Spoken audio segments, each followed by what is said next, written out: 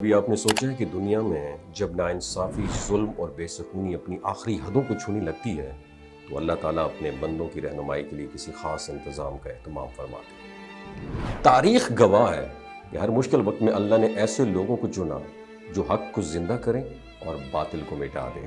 انہی عظیم ہستیوں میں ایک نام حضرت امام مہدی علیہ الرحمہ کا بھی ہے، جن کے بارے میں بہت ساری باتیں مشہور ہیں، لیکن کچھ حقائق ایسے ہیں جن سے اکثر لوگ ناواقف ہیں۔ حضرت امام مہدی علیہ السلام ان عظیم لیڈروں میں سے ہوں گے جن کا ذکر نبی کریم صلی اللہ علیہ وآلہ وسلم نے احادیث مبارکہ میں واضح طور پر فرمایا۔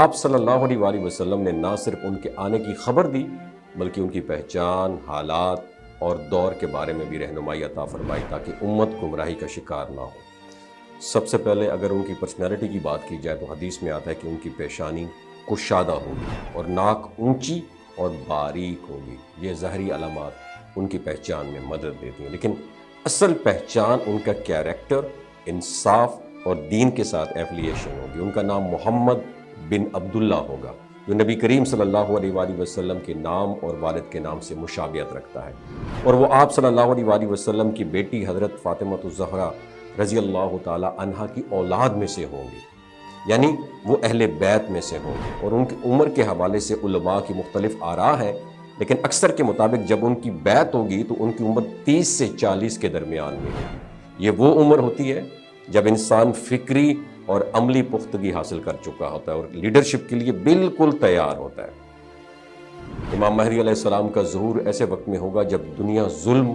فساد اور ناانصافی سے بھر چکی ہوگی۔ لوگ مایوسی کا شکار ہوں گے، سچ اور جھوٹ کو ڈیفرینشیٹ کرنا بہت زیادہ مشکل ہو جائے گا اور ہر طرف بے چینی ہوگی۔ ایسے میں اللہ تعالیٰ ان کو منتخب فرمائے گا تاکہ وہ دنیا میں عدل قائم کریں۔ ان کی بیعت مکہ مکرمہ میں ہوگی، اور یہ بیعت کسی عام انداز میں نہیں بلکہ خاص سچویشن میں ہوگی۔ لوگ انہیں پہچان کر ان کے ہاتھ پر بیعت کریں گے، اور یہ ایک بہت بڑا روحانی اور تاریخی ہسٹوریکل لمحہ ہوگا، اور اسی دوران ایک لشکر ان کے خلاف بھیجا جائے گا، لیکن حدیث کے مطابق وہ لشکر زمین میں دھنسا دیا جائے گا، اور جو اللہ کی طرف سے ایک واضح نشانی ہوگی کہ امام مہدی علیہ السلام حق کے اوپر ہے۔ امام مہدی علیہ السلام کے دور میں زمین پر برکتیں نازل ہوں گی، رزق کی فراوانی ہوگی، زمین اپنی پروڈکشن بڑھا دے گی، اور لوگ سکون اور خوشی محسوس کریں گے۔ اور یہ وہ وقت ہوگا جب عدل و انصاف اپنی حقیقی شکل میں نظر آئے گا اور کمزور کو اس کا حق ملے گا۔ آپ کی حکومت کی مدت کے بارے میں بھی احادیث میں ذکر ملتا ہے کہ وہ تقریباً 7 سال تک حکومت کریں گے، اور یہ 7 سال دنیا کی تاریخ میں ایک منفرد دور ہوگا جس میں اسلام کو دوبارہ عروج حاصل ہوگا اور حق کی روشنی ہر طرف پھیل جائے گی۔